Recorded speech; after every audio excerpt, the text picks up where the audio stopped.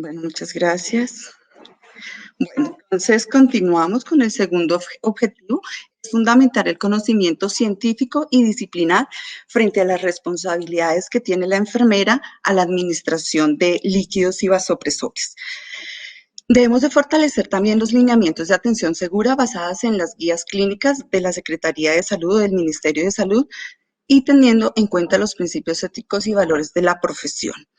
Aquí vamos a identificar cuál es el uso seguro y oportuno de líquidos y vasopresores en pacientes críticamente enfermos.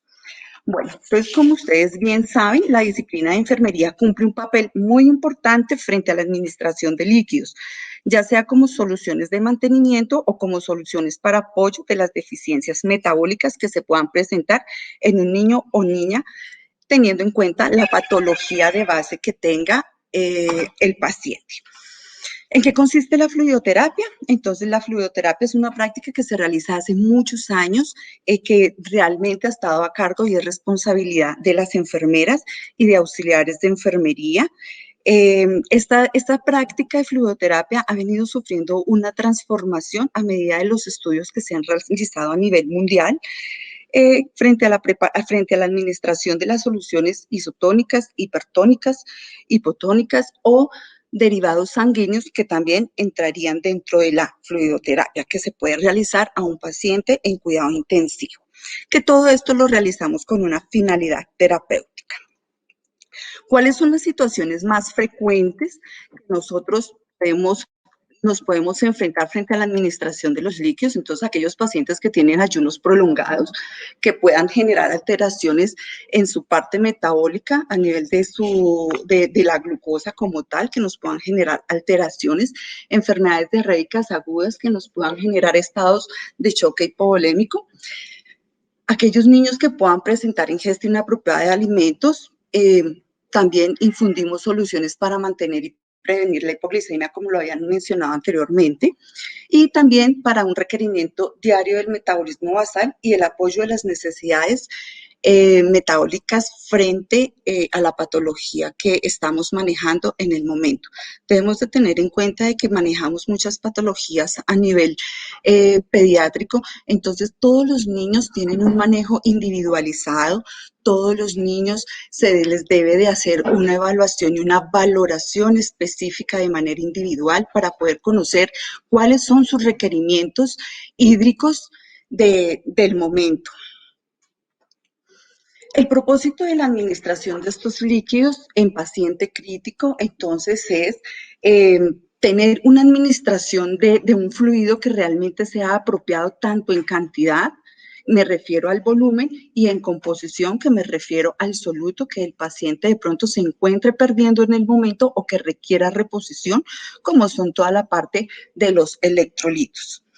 También el propósito de esto es preservar el líquido en el espacio vascular del niño para evitar la pérdida del volumen o evitar la sobrehidratación y poder mejorar toda su condición metabólica, garantizando un adecuado aporte hídrico y un transporte de oxígeno para poder mantener la perfusión de sus tejidos y evitar las alteraciones hidroelectrolíticas que los niños puedan presentar y que nos puedan llevar a una complicación mayor.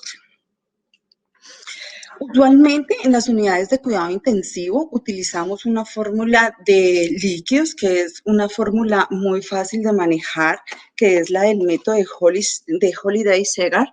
Esta fórmula que nos dice cómo debemos de administrar los líquidos en los menores de 10 kilos, que debe ser 100 cc por kilo. En los mayores de 10 kilos a 20 kilos, pues vamos a tener en cuenta que tenemos una base de sus primeros 10 kilos, que serían 1000 cc, y el restante del peso se le debe de calcular 50 cc por kilogramo. Y en los mayores de 20 kilos, pues vamos a tener una base de 1500 cc y pues el resto de su peso se le va a hacer un cálculo de 20 cc por cada kilo. Es lo importante De la disciplina de enfermería, de la enfermera que se encuentra frente al paciente crítico, todos los días y en cada turno debemos de hacer una valoración durante la administración de los líquidos en este paciente, que es importante para nosotras y para el grupo médico y muchísimo más importante para nuestros pacientes que se encuentran a cargo de poder dar una seguridad frente a la administración de estos fluidos. Entonces, vamos a valorar inicialmente el estado de hidratación del paciente. Vamos a verificar si el paciente se encuentra con edemas e inicialmente pues vamos a hacer una valoración cefalocaudal, vamos a ver si hay edemas palpebrales, si se encuentra con edemas en miembros superiores e inferiores para pues nosotros también poder desplegar un plan de cuidado para este paciente. Muy importante dentro de las unidades de cuidado intensivo, siempre la monitorización de la diuresis. Hoy en día hemos dejado de utilizar tantos dispositivos invasivos como es la sonda vesical de manera permanente. Podemos utilizar pesar el pañal de una manera frecuente, cada 3 horas, según el estado pues, del niño, pero aquellos pacientes que de pronto tienen alto riesgo de muerte o de complicación, lo mejor es instaurar una sonda vesical para poder tener una cuantificación exacta cada hora. El balance hídrico se debe de hacer hora a hora. Es el ideal. Hay varias instituciones que lo manejan de una manera diferente, en algunas lo manejan cada 6 horas, en otras cada 8 horas, pero realmente frente a la seguridad de la administración de los líquidos lo debemos de hacer hora a hora con un balance acumulado para poder identificar cuál es la carga hídrica del paciente o cuál es la depresión hídrica que tiene el paciente en su momento y poder brindar una atención oportuna. Cuando estamos haciendo la valoración de la administración de líquidos, ¿qué debemos de tener en cuenta en nuestro paciente? ¿Qué tipo de alimentación enteral está recibiendo? Si la está recibiendo por sonda, de manera continua o de manera intermitente, o si la está recibiendo por vía oral normal, qué cantidad de agua, de jugo, cuánto fue la sopita que se tomó, y esto debe de estar incluido dentro del balance como tal. Si en el momento durante el turno el paciente ha presentado requerimiento hídrico de otra solución como son bolos de albúmina al 5%, bolos de albúmina al 20%, hemoderivados o algún volumen que sea representativo, también debe estar registrado en el balance para nosotras poder hacer una evaluación continua del paciente. Y importante también cuando hacemos la administración intermitente de los medicamentos, estos volúmenes que colocamos en el buretrol o que pasamos de manera directa también deben de ser cuantificados. Bueno. Aquí les traigo una tabla que me parece muy importante que nosotras las enfermeras siempre debemos de tener en cuenta frente a la administración de los líquidos, es que cada vez que yo coloco una fluidoterapia debo de tener en cuenta cuál es la osmolaridad que tiene algunas soluciones para uso intravenoso. ¿Por qué? Porque nosotros manejamos pacientes con accesos venosos periféricos y con accesos venosos centrales. Entonces, es muy importante saber qué tipo de solución yo puedo instaurar o con qué osmolaridad debo de instaurarla por una vía periférica.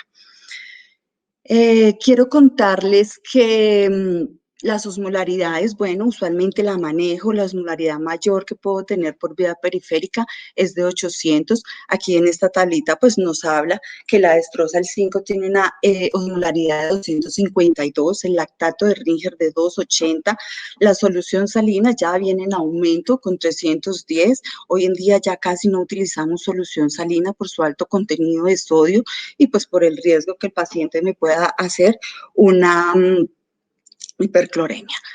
Destrosal 10 tiene una osmolaridad de 505 y la Destrosal 5 en solución salina tiene una osmolaridad de 560. Pero cuando yo le adiciono una cantidad de electrolitos a una de estas soluciones, también van aumentando la osmolaridad porque los solutos se me empiezan a concentrar un poco más. Entonces, siempre es importante que dentro de los cuidados de enfermería hagamos una evaluación frecuente del acceso periférico o del acceso central, porque podemos tener movilización o desplazamientos de los dispositivos médicos que se puedan tener en el momento en que el paciente se encuentra hospitalizado en la unidad de cuidado. Otra cosa que me parece muy importante, que las traigo a colación con esta diapositiva, es la reposición de pérdidas anormales que puede presentar un paciente en una unidad de cuidado intensivo. O no hablemos solamente en una unidad de cuidado intensivo, un paciente que nos puede llegar al servicio de urgencias en el área de reanimación. Normalmente estas son nuestras puertas de entrada de nuestros pacientes que ingresan en estado crítico. Entonces es muy importante que desde que el paciente ingresa a la institución se le haga una valoración para poder darle una atención pues oportuna y eficaz. Entonces, estas pérdidas anormales se pueden producir, pues como ustedes conocen, por vómito, por diarrea, por drenajes de sondas gástricas. Por los drenajes de sondas gástricas debemos de tener en cuenta de que hay una pérdida de electrolitos abundante. Uno de los electrolitos que más podemos perder es el potasio. Drenajes en posoperatorios o algunas fístulas enterocutáneas en aquellos niños que sufren patologías abdominales, en las ostomías y en aquellos tubos de tórax o tubos mediastinales que a veces también se tornan productivos. Todos estos drenajes uno debe de incluirlos dentro del balance hídrico y mantener informado a todo el equipo interdisciplinario pues para poder hacer una atención segura. Estos drenajes deben de ser cuantificados de manera estricta y en el momento en que se decida la reposición de estas pérdidas, el ideal es que se hagan uno a uno y pues una de las soluciones más utilizadas es el lactato de Ringer, ya que es una solución isotónica que es muy parecida al plasma porque tiene una concentración de electrolitos que pues también me ayudaría a recuperar algunas pérdidas.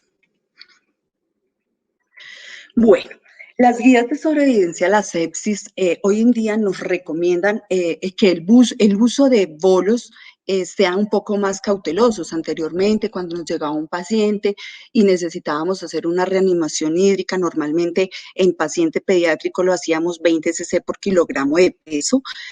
Hoy en día somos un poco más cautelosos porque los estudios han identificado que entre el paciente tenga más sobrecarga hídrica, pues hay más riesgo de que haya lesión cardiovascular, que no el corazoncito del niño sufra, que empiece con una disfunción miocárdica y que pues no nos lleve y que se nos torne el corazón muy congestivo y no nos lleve pues la cantidad suficiente de oxígeno a los tejidos y los órganos que debemos de mantener perfundidos. Entonces, ¿qué nos dice la guía de sobreviviendo a la sepsis? Ellos nos recomiendan que los bolos deben de ser entre 10 a 20 mililitros por kilogramo de peso, que ya no los debemos de colocar de manera de bolo rápido o bolo de infusión en menos de 15, sino que debe de ser entre 30 a 60 minutos aproximadamente y evaluar el paciente de manera continua. El día de hoy quiero contarles que revisando la literatura y pues durante mi proceso de experiencia laboral en las áreas críticas, se ha venido mejorando las prácticas en la administración de los líquidos y tenemos un acrónimo que se llama ROCE.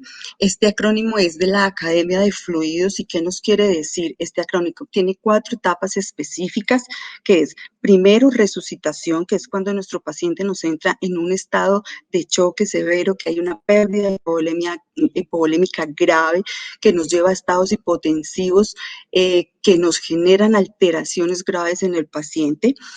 La O como la optimización del líquido que estoy administrando en ese momento, y la S la estabilización, cuando yo ya logro durante mi primera hora o durante mis primeros 30 minutos estabilizar el niño, y la E de evacuación, cómo voy a evaluar a mi paciente frente a la eliminación de todos los líquidos que he venido administrando. Entonces, en la primera fase de resucitación o rescate. ¿En qué consiste? En que en mi propósito es que yo restaure rápidamente la pérdida de la volemia o del líquido que tiene mi paciente, pues dependiendo pues de la patología que el paciente cursa. A nosotros nos llegan miles de patologías a cuidado intensivo que tienen pérdida de líquido, entonces también tenemos que tener en cuenta cuál es la condición que tiene en ese momento el paciente. Y para esto, pues vamos a utilizar bolos de inicio temprano y vamos a iniciar el uso de vasopresores de manera temprana. No importa si el uso del vasopresor es por vía periférica, lo importante es poder garantizar a este niño y a este paciente que está en nuestras manos de que sus tejidos perfundan de una manera óptima, que llegue el oxígeno a su cerebro, a su riñón y evitemos complicaciones más adelante o que puedan generar al paciente un estado de cronicidad por una mala infusión. La fase de optimización que vamos a tener en cuenta, entonces es allí cuando el paciente, ya hemos restablecido la volemia del paciente, pero el paciente aún permanece inestable hemodinámicamente. Entonces allí, ¿qué pasa? Es importante que se instauren otras medidas de control, como cuáles son. Entonces, como yo ya restablecí la volemia del paciente, tengo un inotrópico pasando por una vía periférica. Anteriormente existían muchos mitos frente a la administración de vasopresores por vía periférica, pero los estudios nos han enseñado y las prácticas que se han realizado en otras partes del país o en otras partes del mundo nos han indicado de que cuando yo coloco el vasopresor a manera temprana, mi paciente tiene más posibilidades de vivir y de sufrir complicaciones. Esto se debe de hacer por una vena de gran calibre y se debe de asegurar de que no vaya a presentar ningún desplazamiento del dispositivo como tal para evitar lesiones cutáneas como tal. En esta fase de la optimización, entonces, tenemos que instaurar una presión arterial invasiva. Es ideal que el paciente tenga una línea arterial, pero como ya sabemos que el paciente está en un estado hipovolémico y que muy posiblemente los pulsos periféricos se van a encontrar muy débiles, entonces el ideal es que alistemos rápidamente para poder instaurar un acceso arterial central. Debemos de tener también listo, como nosotros trabajamos en equipo y somos un grupo bastante amplio y grande, mientras uno está atendiendo al paciente, el otro está alistando las cosas para poder invadir este paciente y poder proporcionar un soporte mejor para él. Debemos de tener listo para catéter central para poder nosotros evaluar la presión venosa central, poder tomar unos gases, tanto arteriovenosos como unos gases arteriovenosos, perdón. La administración de estos fluidos a medida que logramos la estabilidad, entonces se deben de empezar a reevaluar cuáles son las necesidades individuales de cada paciente y cuál es su respuesta hemodinámica.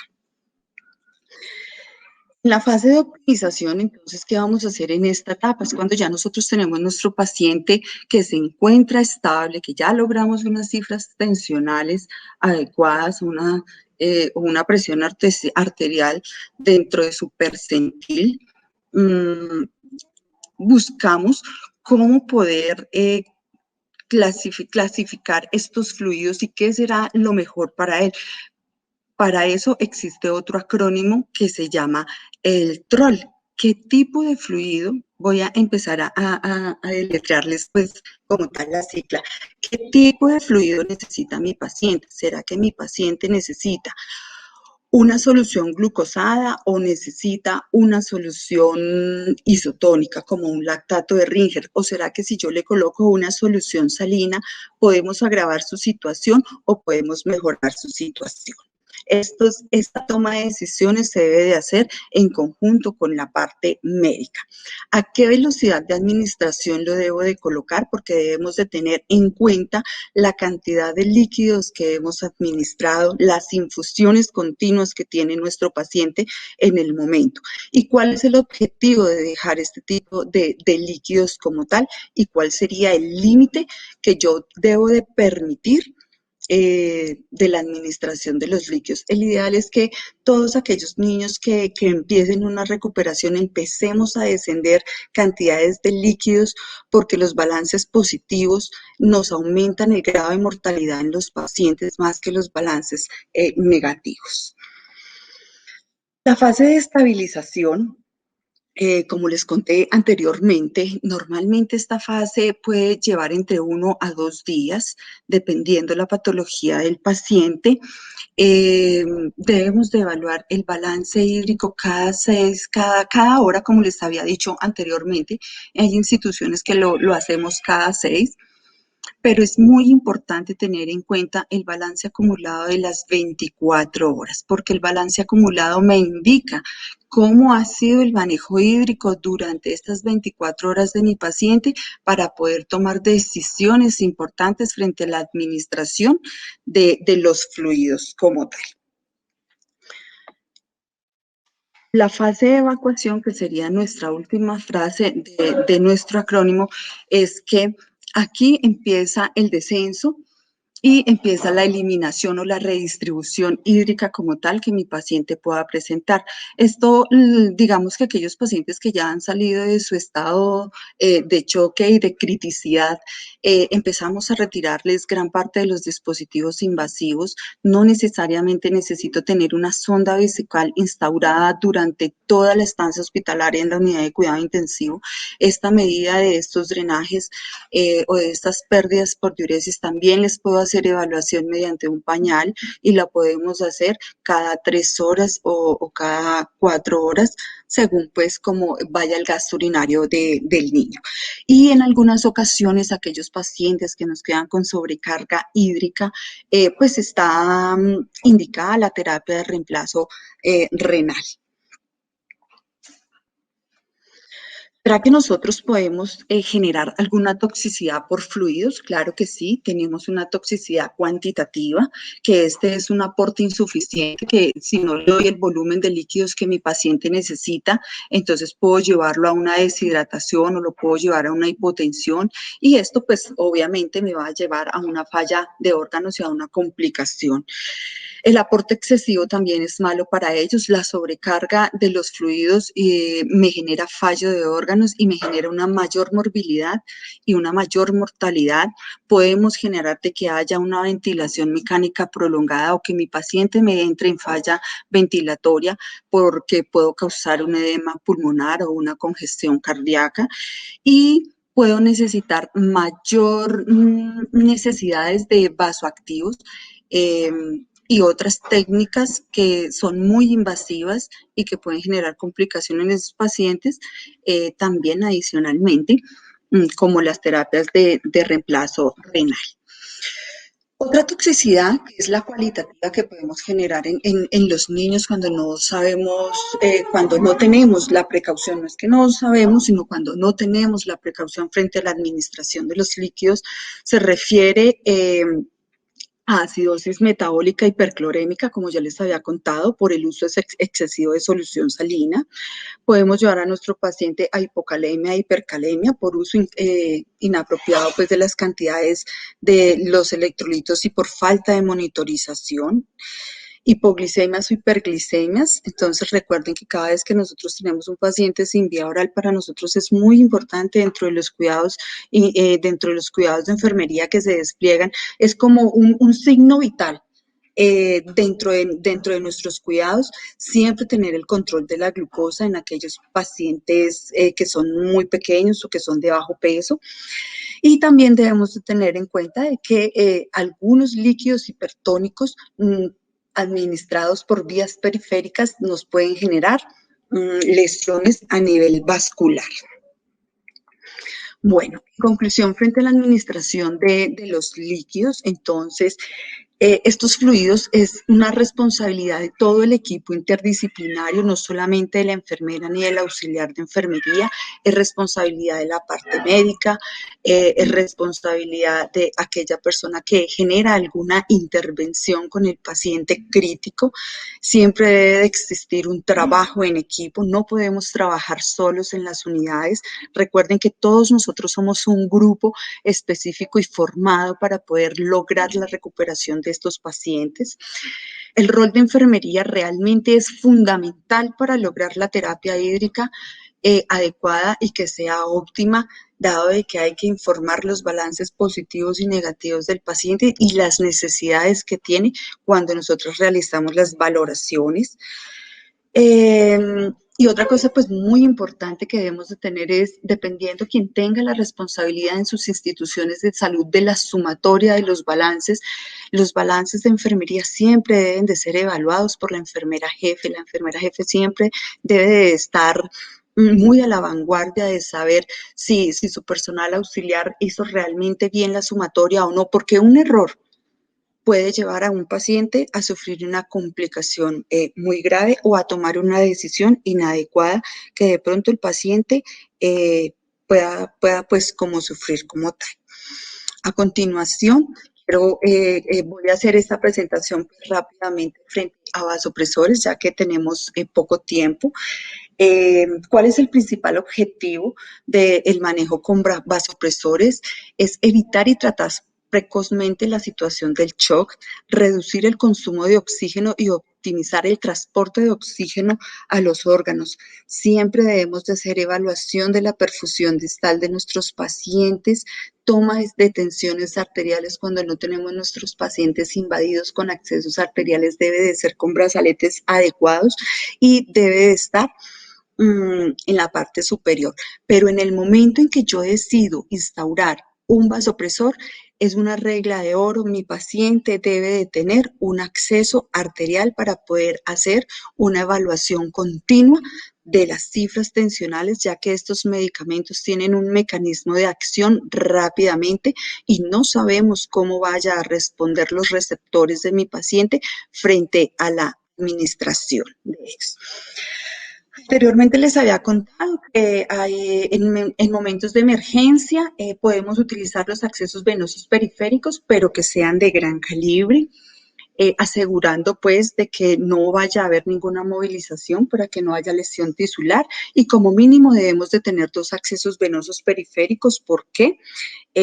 Porque por uno voy a infundir mi vasopresor, pero pues por el otro voy a infundir otras soluciones que necesite mi paciente y llevar rápidamente al paciente a una invasión de un acceso vascular, bien sea de inserción periférica como un PIC o bien sea un catéter central. La administración segura de medicamentos y vasoactivos pues trae una monitorización hemodinámica de frecuencia cardíaca, de pulsoximetría, de monitorización de la diuresis y de un control de gases arteriovenosos para poder garantizar de que pues tengamos una saturación venosa mayor del 70%. Esto también pues se evalúa dependiendo del estado del paciente y su patología. Cuando yo hago la administración de soluciones o de vasopresores como tal, debo de tener en cuenta cuáles son los mecanismos de acción y cuáles son los efectos que me pueda presentar en el momento de la administración. Mira, es muy importante, llevo a las enfermeras a ponerse la manito en el corazón de que esto es una responsabilidad de nosotras y una evaluación continua, por lo menos durante la primera hora que logramos la estabilización del paciente, que debemos de evaluar en nuestro paciente cuando yo instauro una adrenalina, que el paciente no me presente una arritmia, que no me haga hiperglicemias, porque muy posiblemente la adrenalina me va a aumentar el consumo de oxígeno a nivel de miocardio, porque la frecuencia cardíaca se va a ver alterada. También tengo que trabajar en conjunto con la terapeuta respiratoria. ¿Por qué? Porque ellas muchas veces, en muchas ocasiones, tienen la necesidad de administrar algunos medicamentos inhalados que me pueden producir también alteraciones en la frecuencia cardíaca, como lo es el salbutamol. Entonces, cada vez que yo administro un medicamento o un fluido, siempre tengo que tener en cuenta cómo se encuentra la hemodinamia de mi paciente y cómo está la frecuencia cardíaca de él. La noradrenalina es uno de los fármacos de primera elección. También me puede producir taquiarritmias, pero digamos que la noradrenalina no me produce tanta aumento de la frecuencia cardíaca como tal. Es uno de los mejores, creo que todo el tiempo lo estamos manejando en las unidades de cuidado intensivo. La dobutamina, hace unos años habíamos dejado de utilizarla, pero hoy en día se han vuelto a presentar estudios donde muestran que la dobutamina también tiene una eficacia frente al manejo del estado de los pacientes en criticidad. La dopamina, al igual que la dopamina, se había dejado de estar utilizando en algunos casos, pero pues digamos que hoy en día no la utilizamos tan frecuentemente en las unidades de cuidado intensivo, pero pues podemos llevar a tenerlas. Y otro de los vasopresores que me parece de alto riesgo para la administración es la vasopresina.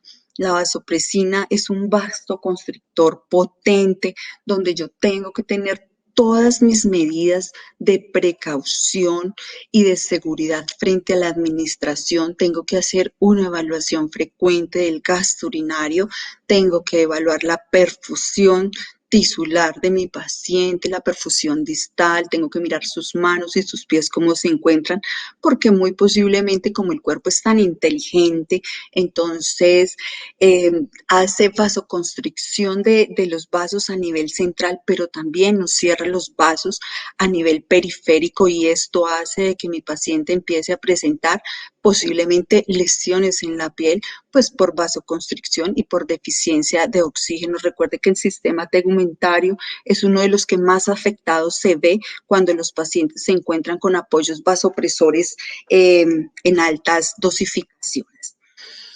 Bueno, dosificación de fármacos vasoactivos. Esto es una pequeña tabla que se elaboró pues con el fin de que ustedes pudieran de pronto conocerla. Yo sé que muchos de ustedes trabajan en unidades de cuidado intensivo y conocen las dosificaciones. No me voy a detener mucho en esta parte, pero pues quiero contarles que la adrenalina, el ideal es poderlo iniciar a unas dosis bajas de 0.01 y poder evaluar la respuesta. La respuesta todo el tiempo debe de haber una enfermera pendiente de qué tanto sube la tensión arterial, cómo se comporta mi paciente, si hace frecuencias cardíacas muy elevadas para poder tomar decisiones oportunas. Noradrenalina también tenemos de 0.1 a 1 microgramo kilogramo minuto. Las dosis altas de vasopresor, iniciarlas rápidamente, también pueden generar alteraciones en los niños porque no sabemos ese receptor cómo tome cuando yo le estoy administrando este vasopresor. Por eso es importante que todas ustedes y todas otras nos encontremos ahí, al lado de ellos, para poderles brindar una seguridad. Vasopresina va de 0.1 a 0.5 unidades por kilogramo hora. La dopamina la utilizamos entre 3 a 20 microgramos kilo minuto y la dobutamina de 3 a 20 microgramos kilo minuto. Todos ellos, todos necesitan evaluación de la diuresis como tal. Entonces, siempre es importante tener una sonda vesical cuando yo tengo este tipo de vasopresor. ¿Cuáles son las consideraciones importantes durante la administración? Primero, debo hacer una valoración. ¿Ha mejorado la perfusión de mi paciente? ¿He evidenciado que se ha mejorado el llenado capilar o ha empeorado el llenado capilar? Hay mejoría del equilibrio ácido-base, entonces para eso es la toma de los gases arteriales y qué tanto está orinando mi paciente cada hora para poder proveer otras medidas de apoyo como son las infusiones de furosemida o como son los bolos de furosemida que puedan necesitar para poder forzar un poquito más ese riñón y poder mejorar su condición. ¿Qué seguridad frente a la administración de vasopresores debemos de tener? Entonces, esto yo creo que lo repiten en muchas instituciones y se encuentra protocolizado en todas, diría yo, porque no conozco la primera enfermera que no conozca los 5 correctos, creo que todas lo tenemos muy claro, es verificar la dosificación, cuál es la solución adecuada para la preparación de este medicamento, qué incompatibilidad existe cuando yo estoy administrando un fármaco con el otro fármaco que no me genere ningún tipo de alteración. Los debemos de preparar con toda la técnica séptica para disminuir el riesgo de las infecciones asociadas a accesos vasculares. Evitemos las extensiones largas. Quiero contarles que cuando nosotros instauramos un catéter central y ponemos una extensión larga y al final colocamos el vasopresor, pues calculen cuánto tiempo se puede gastar una infusión que yo inicio a 0.5 cc horas según la concentración del medicamento, cuánto tiempo va a tardar en llegar a este vaso. Si vamos a utilizar extensiones largas o extensiones que son muy anchas, el ideal es que yo purgue la extensión con el vasopresor para poder garantizar el ingreso del fármaco como tal de manera rápida. Asegure que las llaves de 3 vías se encuentren bien ajustadas. ¿Para qué? Pues para evitar fugas de estos líquidos y no tener respuestas adecuadas en los pacientes. Hay instituciones que han venido cambiando las llaves de 3 vías por algunos pianos que son rectos, que no tienen ninguna fuga, pero pues eso es decisión de cada institución como tal.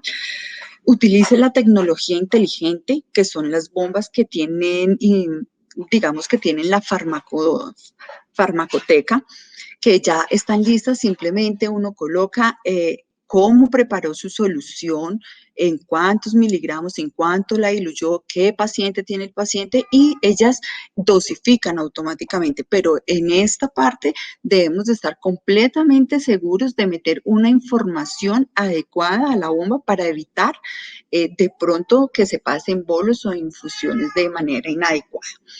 ¿Cuál es la vía de elección para la administración de los vasopresores? Pues es la vía proximal de los accesos venosos centrales.